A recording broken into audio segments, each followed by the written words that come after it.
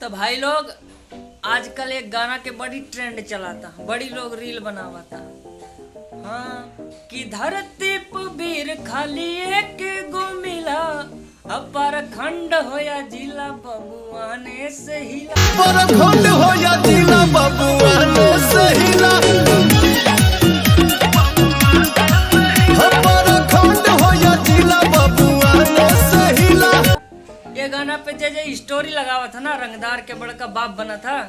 बेटा जा दिन पुलिस के हाथे धरा जाई बनू, वही दिन मार तुम्हार लट तोहर पिछवाड़ा लाल कर दी है।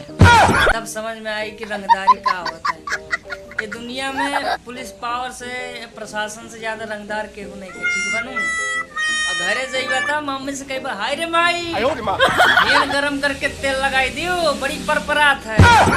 दिन तो समझ में आई जी कि रंगदारी का होता है। मारम ना एक फट में लगवा लहू फेंके तो हाथ बहन से दो तेरी माँ